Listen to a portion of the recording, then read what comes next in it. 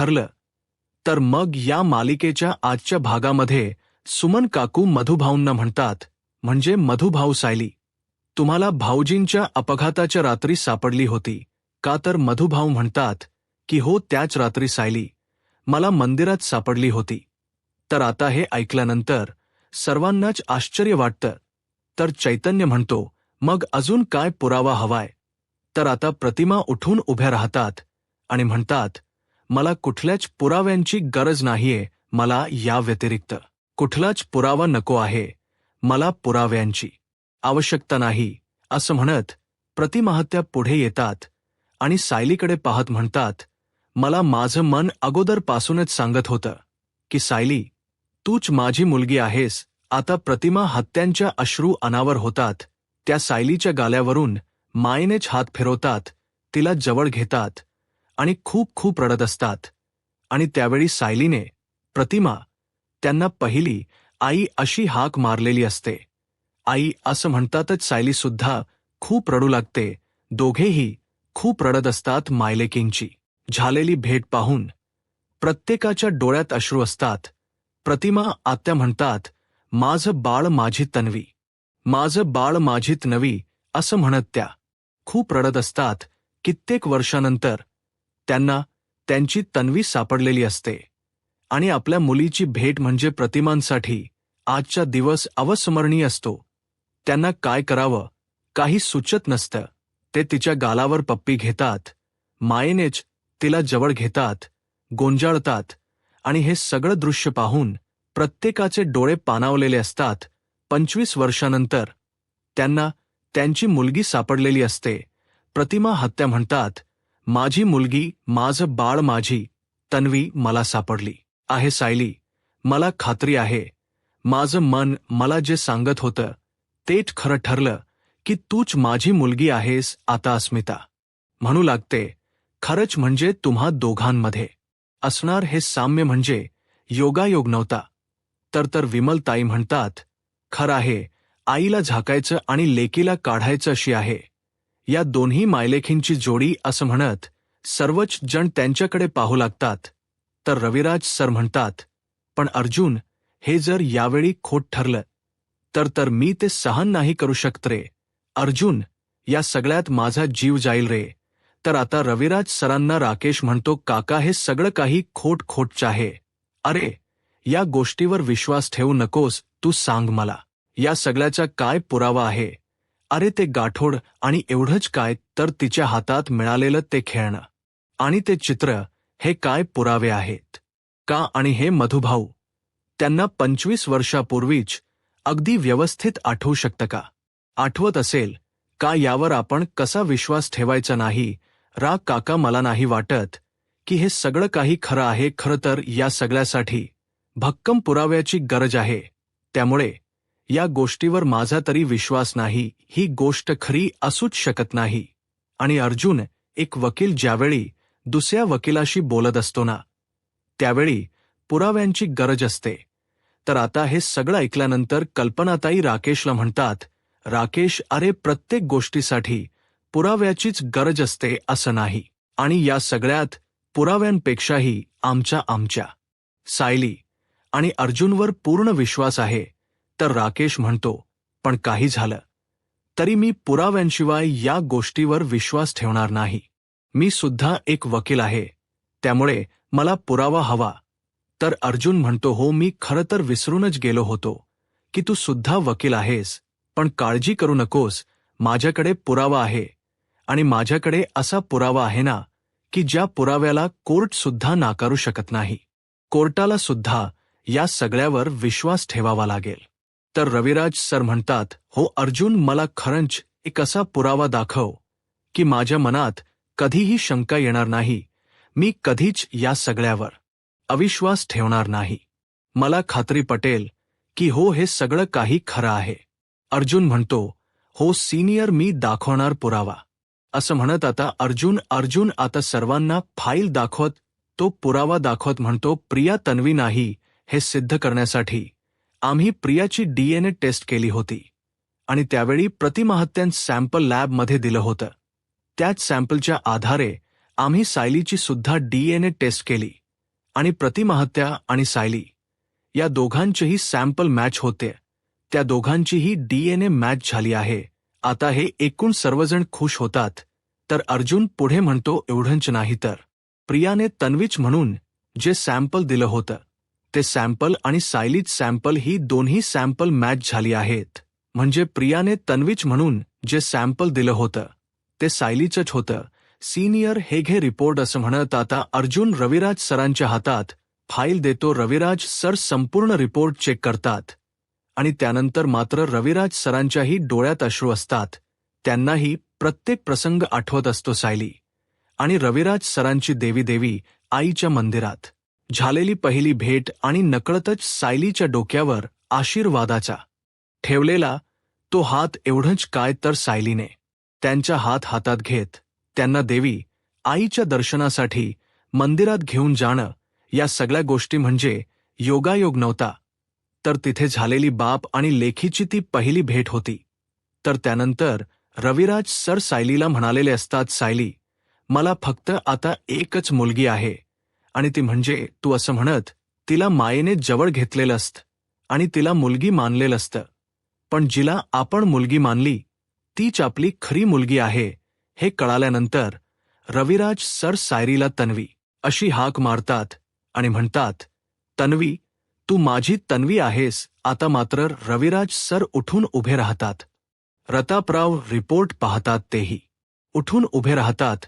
कल्पनात, ताई, अस्मिता प्रत्येकजण रिपोर्ट पाहत प्रत्येकजण उभे राहतात आणि सायलीच तन्वी म्हणून अगदी मनापासून स्वागत करतात. आता डॉक्टर अश्विन ज्यावेळी रिपोर्ट पाहतो त्यावेळी म्हणतो, तो आता शंकेला तर काही जागाच नाही, कारण सायली वहिनी म्हणजेच आपली तन्वी आहे. प्रत्येकाच्या डोळ्यात आनंद अश्रू असतात. 25 वर्ष जिची वाट पाहिलेली असते ती तन्वी प्रत्येकाला ज्यावेळी समोर दिसते त्यावेळी प्रत्येकाचा आनंद अगदी ओसंडून वाहत असतो. इथे मात्र राकेशच्या चेहऱ्यावर चांगलेच 12 वाजलेले असतात, कारण त्याचा संपूर्ण प्लॅन फसलेला असतो. तर अस्मिता पूर्णाजींना म्हणते, पूर्णाजी अगं बघतेयस ना, आपली तन्वी परत आली आहे. पूर्णाजी काहीच बोलत नसतात. तर अस्मिता म्हणते, पूर्णाजी काय झालंय, तू काहीच का बोलत नाहीयेस? पूर्णाजी म्हणतात, काय बोलू सांग ना, गेली 25 वर्ष मी एकच स्वप्न पाहते की माझी तन्वी परत आली आहे आणि आज बघ ना, हे स्वप्न पूर्ण झालंय. आणि एखादं स्वप्न ज्यावेळी असं अचानक पूर्ण होतं त्यावेळी काय बोलावं काहीच सुचत नाही आणि भीती वाटते. खरं तर हे सगळं काही परत एकदा स्वप्नच निघालं तर पूर्णाची खूप रडत असतात. त्यांच्या डोळ्यामध्ये आनंद अश्रू असतात आणि तेवढीच भीतीही असते. तर त्यावेळी सायली पुढे येत म्हणते, नाही पूर्णाची, हे स्वप्न नाहीये, बघ हा स्पर्श बघ, असं म्हणत आता सायली पूर्णाजींचे हात आपल्या गालावर घेते. आता तो स्पर्श म्हणजे पूर्णाजीसाठी ओळखीचाच असतो, तो जवळचा असतो. आणि त्यावेळी पूर्णाजी सायलीला म्हणतात, म्हणजे माझी खरंच तन्वी परत आलीये, माझी लाडकी नाथ, माझी तन्वी, असं म्हणत पूर्णाजी सायलीकडे पाहत असतात. मला वाटलं होतं माझी देवी आई माझं कधीच ऐकणार नाही, पण शेवटी तो दिवस आला. देवी आईने मला चमत्कार करून दाखवला, माझी तन्वी परत आली. पूर्णाजी सायलीचे हात हातात घेतात, तिला मायेने जवळ घेतात आणि म्हणतात, तन्वी बाळा तू खरंच परत आलीस. तर सायली होकार देत हो म्हणते. रविराज सर सुद्धा आपल्या मुलीकडे पाहत असतात. तर दुसरीकडे पाहायला मिळतं प्रियाचा संताप होत असतो. प्रिया आता भिंतीवर सायली आणि तन्वी ही दोन्ही नाव लिहिते. ती राग व्यक्त करत म्हणते, तुला काय वाटते सायली? सुभेदार आणि किल्लेदार तुझ्या नावाचा जप करतील, तूच तन्वी आहे हे कळल्यावर तुला डोक्यावर घेऊन मिरवतील. नाही, मी असं काही होऊ देणार नाही, संपवून टाकेन, तुला संपवून टाकेन, असं म्हणत आता प्रिया सायली आणि तन्वी ही दोन्ही अक्षर खोडत असते आणि म्हणते, नाही काही झालं तरी आता मी हे सुख जास्त काळ टिकू देणार नाही.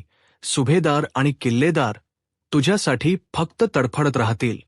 तू नसशील, कुठेच नसशील, तू नाही सापडणार, तू नाही सापडणार, असं म्हणत प्रिया पुन्हा पुन्हा ती नाव खोडते आणि मोठमोठ्याने हसू लागते. तर दुसरीकडे महिप्त शिकरेच्या आश्रमात आपल्याला पाहायला मिळतं. राकेशने सचिनच्या फोनवर व्हिडिओ कॉल केलेला असतो आणि तो महिप्त शिखरेनं म्हणतो, अण्णा आता प्लीज प्लीज ही बुवा भाजी सोडून द्या. अहो, ह्या बुवा भाजीने काहीही होणार नाहीये. आता आपण संपलो आहोत. कळते का तुम्हाला? प्लीज मी तुमच्या पायावर लोटांगण घालतो, पण ही बुवाजी सोडा. तर महिप शिकरे त्याला म्हणतात, आधी डोक्यावर बर्फ ठेव आणि नक्की काय घडलंय ते व्यवस्थित सांग. राकेश म्हणतो, काय घडलंय, काय झालंय? त्या अर्जुन आणि सायलीने सगळ्यांना सिद्ध करून दाखवले की सायली हीच खरी तन्वी आहे आणि आता माझ्या काकाचा एकही पैसा आपल्याला मिळणार नाही. तर महिप शिकरे राकेशला म्हणतात, आपल्याला? अरे बाबा, मला नको आहेत ते पैसे. राकेश म्हणतो, पण मला हवेत ना. तुम्हाला नको असले तरी मला ते पैसे हवेत. त्यामुळे अण्णा प्लीज त्या सायली अर्जुनला संपवून टाका. अहो अण्णा, तुम्हाला कळतं का ते सायली अर्जुन मला सुखाने जगू देणार नाहीत. प्लीज माझी मदत करा. तर इथे सचिन अण्णांना म्हणतो, अण्णा आता सगळ्यांना कळलं असेल की सायली हीच तन्वी आहे आणि आता संपूर्ण सुभेदार कुटुंब, किल्लेदार कुटुंब अगदी सुखात असेल.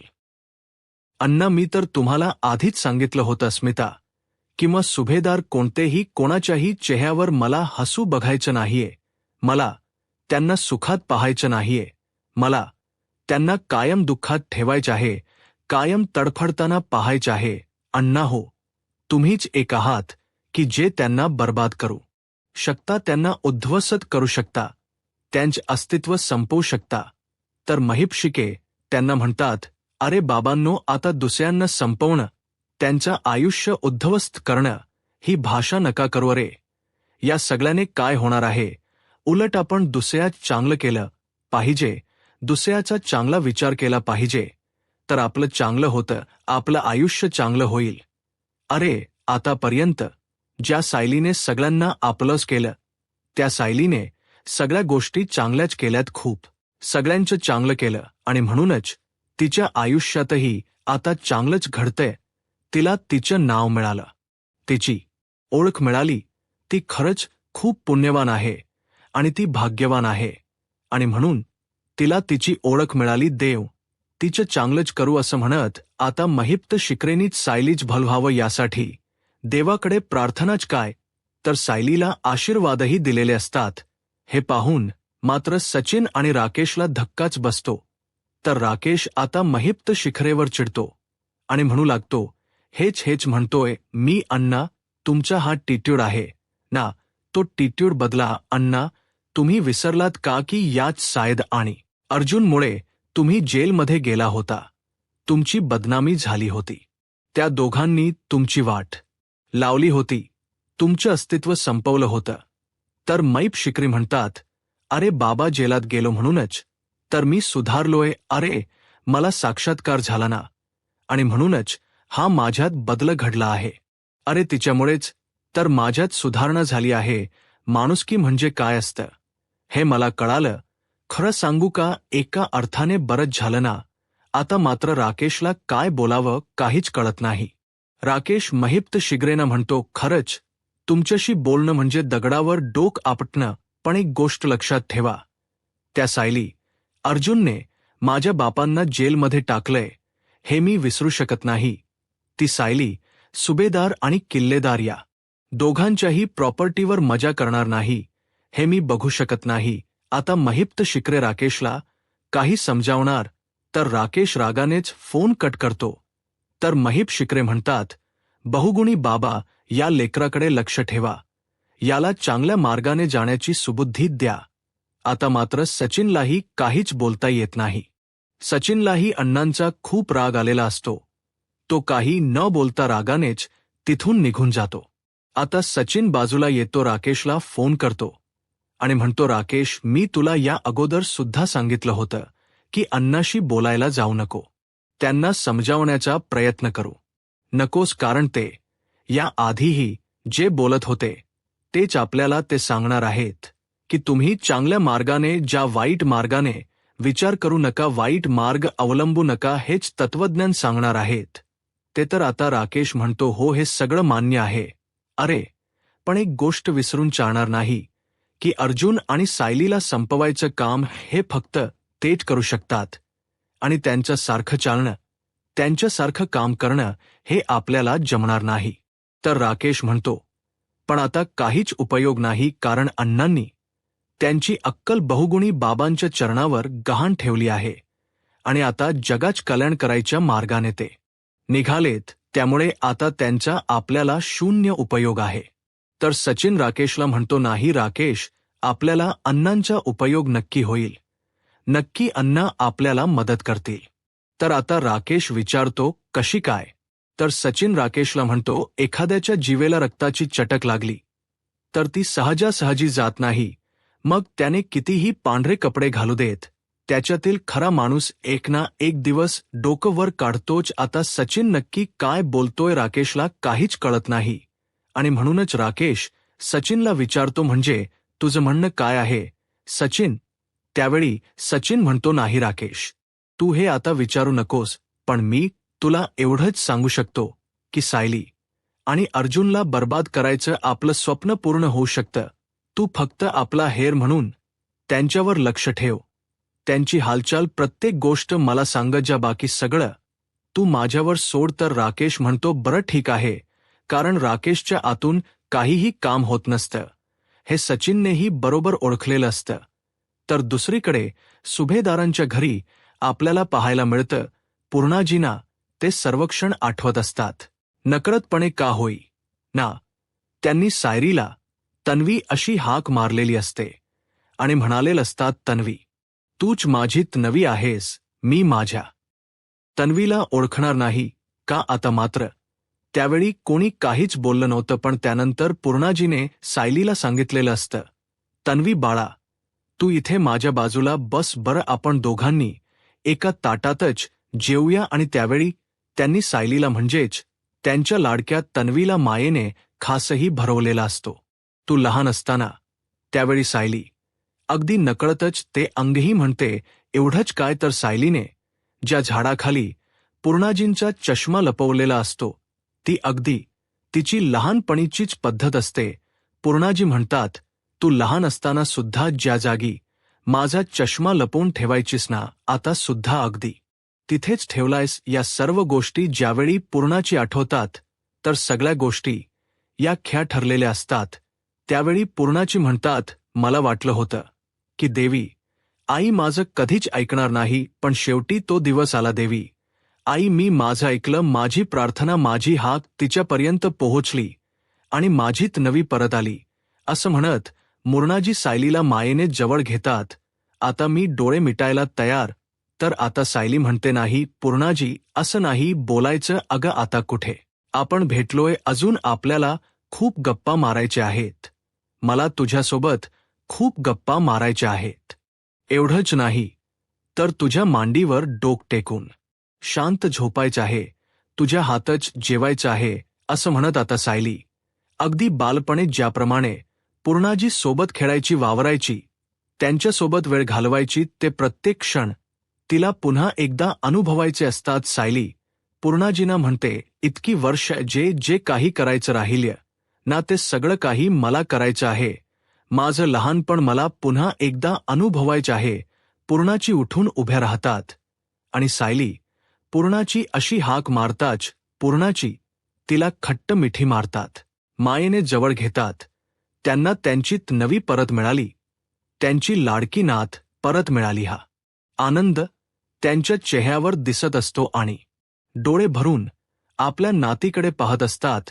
पूर्णाजी रविराज सरांना म्हणतात, रविराज, माझं मन मला सांगत होतं, मी तुम्हाला नेहमीच सांगत होते, आपल्या तन्वीला काहीही झालेलं नाहीये. आपली तन्वी या जगात कुठेतरी आहे आणि ती सुखाने आहे, पण ती आसपासच होती, आपल्या सोबतच होती. पण रविराज, आपण मात्र तिला ओळखलच नाही. आता रविराज सर सायलीच्या समोरपर्यंत उभे राहतात आणि म्हणू लागतात, माझा या गोष्टीवर अजूनही विश्वास बसतच नाहीये, कारण आजवर या सगळ्या गोष्टींच्या असंख्य जखमा झेलल्या आहेत. मी पण त्या जखमांवर फुंकर घालायची ताकद फक्त तूच यात होती बाळा. असं म्हणत सायलीच्या चेहऱ्यावरून मायनेच हात फिरवतात आपल्या मुलीकडे डोळे भरून पाहतात आणि रविराज सर व्यक्त होतात. रविराज सरांचे अश्रू अनावर होतात. ते रडतच म्हणतात, तुझ्या डोळ्यात, तुझ्यात माझ्याबद्दल इतकी माया का होती, माझ्यावर तुझा इतका जीव का होता, तू जीव का ओवाळून टाकत होतीस, हे आज कळतं मला बाळा. माझ्या मनात तुझ्याबद्दल इतकं प्रेम का होतं, हे आज कळतं बाळा मला, असं म्हणत रविराज सर सायलीकडे पाहत असतात. आता मात्र सर्वांचेच अश्रू अनावर होतात. अर्जुन सुद्धा खूप रडत असतो. खरं तर आमचं चुकलं, मी आणि प्रतिमाने आमच्या मनाचा कौल ऐकायला हवा होता बाळा. आम्हाला कळायला हवं होतं की तूच आमची मुलगी आहेस, असं म्हणत रविराज सर सायलीला मायेने जवळ घेतात. आता प्रतिमा त्यांना सायली सोबतचे घालवलेले प्रत्येक क्षण आठवत असतात. सुभेदारांच्या घरी 25 वर्षापूर्वी तन्वी सोबत येणं, मग 25 वर्षानंतर तन्वीची आणि प्रतिमाहत्यांची मंदिरात झालेली ती पहिली भेट आणि सायलीस प्रतिमाहत्यांचा शोध घेत 25 वर्षानंतर त्यांना परत घेऊन येणं, सुभेद्यांच्या घरी, त्यांच्या माहेरी त्यांना घेऊन येणं ओढंच नाही, तर त्या बिथरलेल्या असताना त्यांना आधार देणं, मायेनेच त्यांना मांडीवर घेऊन थोपटण अगदी लहान मुलाप्रमाणेत यांची काळजी घेणं. आता प्रतिमा आत्या व्यक्त होत म्हणतात, मी ज्यावेळी या घरात आली त्यावेळी माझी चोळी रिकामी होती, पण आज बघा, आज माझं कुटुंब पूर्ण झालं आहे. मला माझी सगळी माणसं सापडली आहेत, माझी सगळी माणसं माझ्यासोबत आहेत. प्रतिमाहत्या प्रत्येकाकडे पाहतात आणि आपलं घर, आपली माणसं, आपलं अस्तित्व पुन्हा एकदा मिळालं, हा आनंद त्यांच्या जवळ असतो. माझ्याकडे तुम्ही सर्वजण आहात. माझे रविराज आहेत, माझी पूर्णा आई आहे आणि माझी तन्वी, असं म्हणत तिच्या डोक्यावरून हात फिरवतात. आणि त्यानंतर रविराज सर, पूर्णा आजी, सायली म्हणजेच तन्वी आणि प्रतिमा आत्या एकत्रच सर्वजण एकमेकांना मिठी मारतात आणि अख्खं कुटुंब पूर्ण झालं, हा आनंद रविराज सर आणि प्रतिमांच्या चेहऱ्यावर दिसून येत असतो. संपूर्ण कुटुंब एक झालेलं असतं.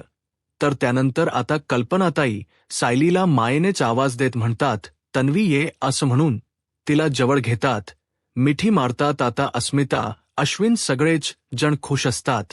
प्रतापराव, सर्वजण सायलीला जवळ घेतात. हा म्हणजे एक वेगळा सोहळा असतो, ज्या क्षणाची 25 वर्ष प्रत्येकजण आतुरतेने वाट पाहत असतात. तो क्षण आज ज्यावेळी प्रत्यक्षात अनुभवतात, त्यावेळी प्रत्येकाचे डोळे फक्त आनंद अश्रूने ओसंडून वाहत असतात. आता सायली धावत पळत मधुभाऊंकडे जाते आणि ज्या मधुभाऊंनी सायलीला जीवनदान दिलेलं असतं, तिला तीच अस्तित्व मिळवून दिलेलं असतं, ज्या मधुभाऊंमुळे तिला तिचं कुटुंब मिळालेलं असतं, अशा मधुभाऊंना सायली मिठी मारते आणि आपला आनंद व्यक्त करत असते. ती खूप खुश असते, कारण प्रत्येक वेळी ती मधुभाऊंना म्हणायची, मधुभाऊ, मला माझे आईवडील सापडणारच नाहीत का, मला माझं कुटुंब सापडणार नाही का, परंतु सायलीच कुटुंब, तिची आई, तिचे वडील तिला सापडलेले असतात. हा आनंदी दिवस ती मधुभाऊ सोबत सुद्धा साजरा करत असते. ती मधुभाऊ समोर सुद्धा व्यक्त होत त्यांचे आभार मानत असते. आता चैतन्य पूर्णाजीनं म्हणतो, पूर्णाजी, तू नेहमी म्हणतेस ना की देवाची करणी आपल्याला कधीच कळणार नाही हो, तू बोलतेस ते अगदी खरं आहे. अगं, तुझं हे म्हणणं मात्र आज मला पटलं. अगं बघ ना, म्हणजे हे किती वेगळं आहे. म्हणजे सायली वहिनी आपल्या सोबत राहत होती, आपल्यासोबत ती वावरत होती, तिच्यात असणारं साम्य हे अगदी नवी सारखंच होतं, तरी सुद्धा आपल्या कधी लक्षातच आलं नाही की हीच खरी तन्वी असू शकते. तर अश्विन म्हणतो, हो ना, पण आपण सर्वजण हेच समजत होतो की सायली वहिनी अगदी तान्ही असल्यापासून मधुभाऊंच्या आश्रमात आहे, हेच आपल्याला वाटत होतं. पण आज पहिल्यांदा आपल्याला मधुभाऊंकडून कळते की नेमकी ती कोणत्या दिवशी आश्रमात आली होती आणि तेव्हा ती किती मोठी होती. तर प्रतापराव म्हणतात, हो, खरं तर आपल्याला जाणवत होतं की सायलीच आणि आपलं काहीतरी नातं आहे. ते नातं नेमकं काय आहे हे मात्र कळत नव्हतं. तर रविराज सर म्हणतात, खरं आहे, आम्हाला सुद्धा कळत होतं, पण आम्ही या गोष्टीकडे कुठेतरी दुर्लक्ष करत होतो. शेवटी वकील पडलो ना. पुराव्याशिवाय कुठल्याच गोष्टींवर विश्वास ठेवत नाही. तर अर्जुन रविराज सरांना विचारतो, मग सिनियर आज पुरावे मिळालेत ना? रविराज सर रडतच म्हणतात की हो, मला सगळे पुरावे मिळालेत आणि इथून पुढे मी कोणताच पुरावा तुझ्याकडे मागणार नाही. आणि हे ऐकून मात्र राकेशची पूर्णपणे हार झालेली असते. राकेश हरलेला असतो आणि ते त्याला अजिबात सहन होत नसतं. तर सर्वच जण अगदी प्रेमाने सायलीकडे पाहत असतात. सायली खूप रडत असते. तिच्या डोळ्यात आनंद अश्रू असतात.